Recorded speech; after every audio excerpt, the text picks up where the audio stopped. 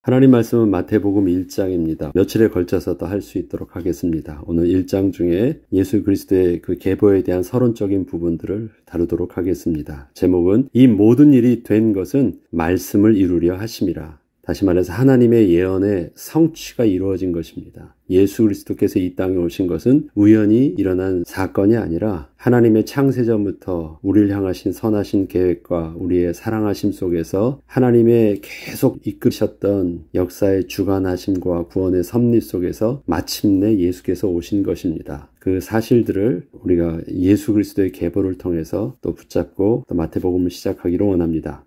마태복음을 기록한 마태는 예수님의 12 제자 중 한 사람으로 전직 세리였습니다. 그리고 그는 유대인이었고 유대인들에게 예수 그리스도를 전하기 위해서 마태복음서를 기록한 것이었습니다. 그는 유대인이었기에 유대인들이 왜 예수 그리스도를 거부하는지도 잘 알고 있었던 상황에서 당시 유대 백성들 사이에서는 동족의 피를 빨아먹는 자로 취급을 받던 세리 출신의 마태가 자신들이 직접 하나님의 저주받은 자라 정죄하며 죽였던 예수를 이스라엘 백성이 그토록 기다리던 하나님이 보내신 그리스도로 증거한다는 것은 그리 쉬운 일은 아니었습니다. 마태가 증거한다는 것도 유대인 입장에선 거부할 일이었고 또 그 예수가 바로 자신들이 기다리던 메시아라는 것은 더더욱 받아들일 수 없었던 것입니다. 이렇게 힘든 상황 속에서 마태가 복음서를 기록한 것입니다. 아마도 저들이 예수가 하나님이 보내신 그리스도라는 사실을 받아들인다는 것은 이방인들이 예수를 그리스도로 고백하기보다 더 어려운 상황이었을 것입니다.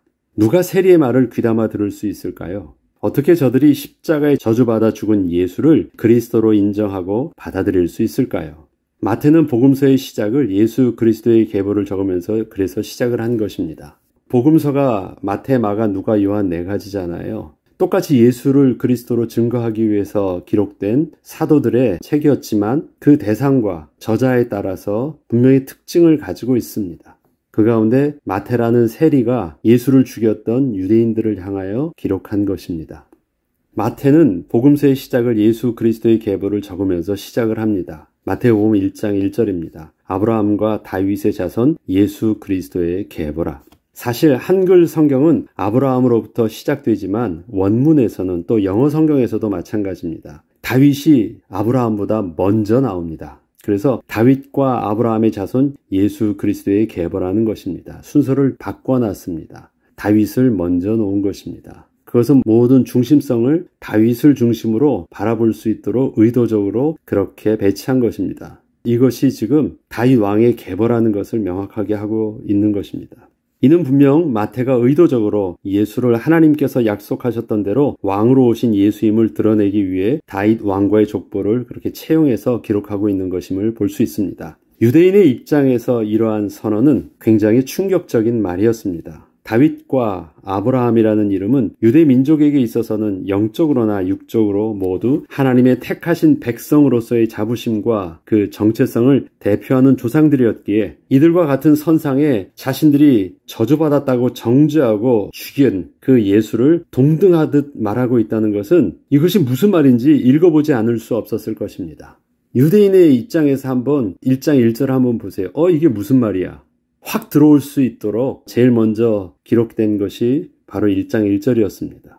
또한 계보의 마지막에는 의도적으로 아브라함, 다윗, 예수의 시대를 구분하여 각각 14대씩 끊어서 설명을 하면서 계보를 마무리하고 있습니다. 7절에 보면 그런즉 모든 대수가 아브라함부터 다윗까지 14대요 다윗부터 바벨론으로 사로잡혀 갈 때까지 14대요 바벨론으로 사로잡혀간 후부터 그리스도까지 14대더라. 여기 보면 14대로 구분되어 있는데 거기에는 당시 역사의 기간이 포로 시대가 있고 또 다시 귀향했던 시대가 있고 또 나그네로 아브라함이 또 출발했던 어떤 그 시대적 구분과 이 모든 것이 함께 기록되어 있습니다.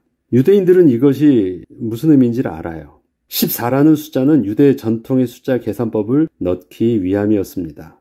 사실 아브라함부터 다윗까지는 1000년, 다윗부터 바벨론까지는 400년, 바벨론부터 그리스도까지는 600년간이라는 각 기간마다 상당한 차이가 있었음에도 불구하고 14대씩 의도적으로 그렇게 구분한 것이었습니다. 자연스럽지는 않아요. 인위적이고 뭔가 획일적으로 딱딱 맞추려고 한 것이에요. 그러니까 정확하게 세대 구분이나 역사적 구분이나 이거 대수 구분이 잘 안 돼도 일부러 이 숫자를 맞추려고 의도적으로 노력을 한 것입니다. 왜 그랬을까요?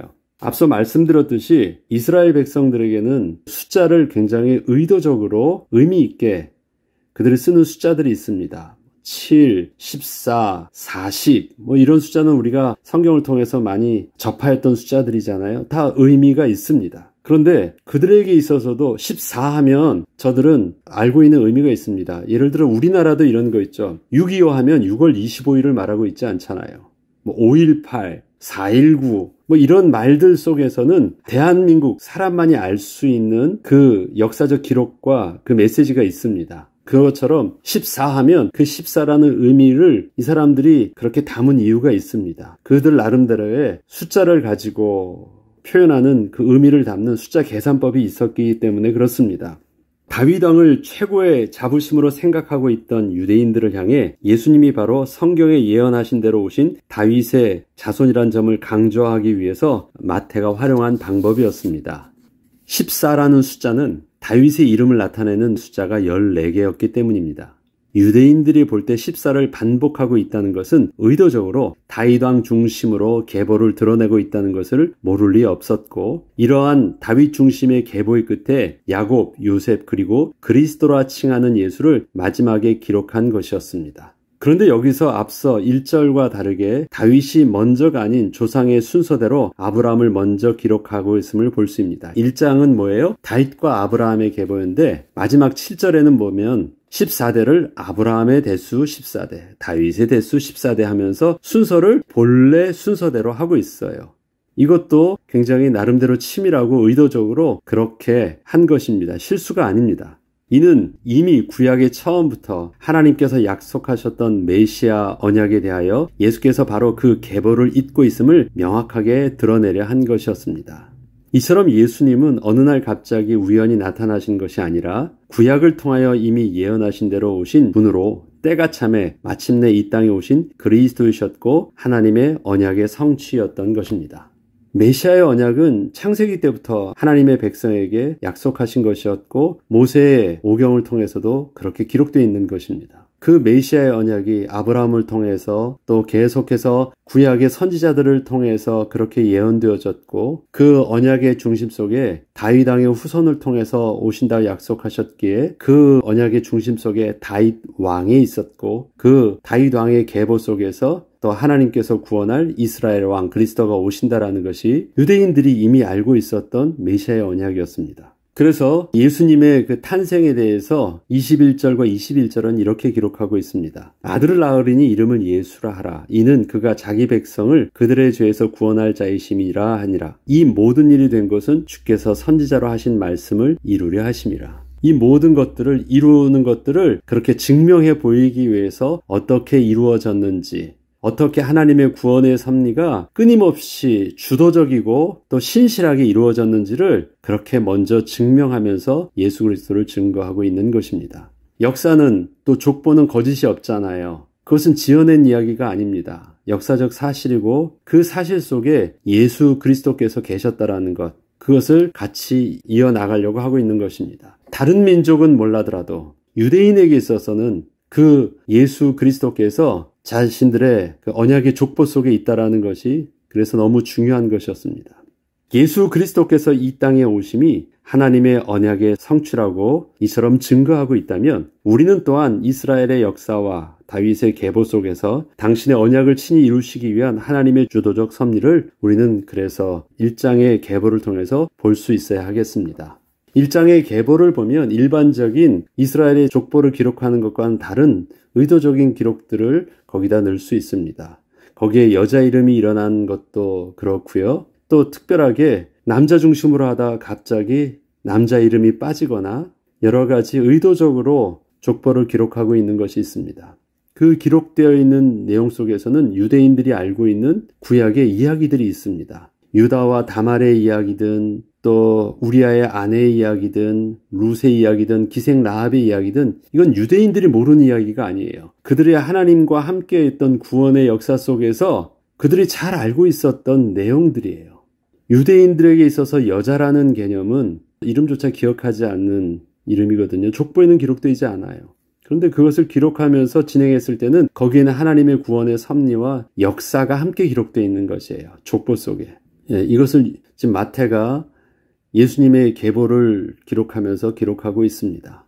하나님의 구원의 섭리가 어떻게 이루어지면서 마침내 때가 참에 이루어졌는지를 보여주게 하시는 것. 그것이 마태복음 1장을 통해서 계보를 통해서 나타나려고 하는 것입니다. 저와 여러분이 1장을 계속 나타내면서 마태복음 1장의 그 계보에 나타난 인물들을 통해서 하나님의 주도적인 구원의 역사를 또 확인하고 그 하나님의 섭리가 현재 우리의 삶 속에서도 어떻게 하나님께서 또 이루어 가시는지를 또 우리의 눈을 열어 볼 수 있는 은혜가 있길 바랍니다. 기도하겠습니다.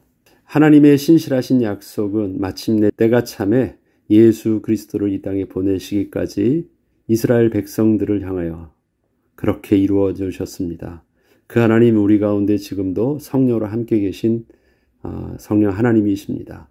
하나님의 구원의 역사는 지금도 우리 가운데서 계속 진행되고 있고 마침내 주님께서 이 땅에 다시 올 때까지 이루어질 것입니다. 하나님의 역사의 주관자에 되신 하나님을 또 하나님께서 역사를 그렇게 주관하고 계심을 마태복음 1장을 통해서 우리를 바라보게 하시고 또 그렇게 오신 예수 그리스도를 온전히 붙잡고 그 예수 그리스도를 온전히 증거하는 또 그리스도의 백성으로 또 하나님의 자녀로 우리가 설 수 있는 축복의 기회가 되게 하여 주옵소서. 한 주간도 주님께서 주실 그 은혜를 따라 주님이 주시는 평안과 주님의 인도하심을 따라 누리는 귀한 날 되게 하여 주옵소서. 감사드리며 우리 주 예수 그리스도 이름으로 기도합니다. 아멘.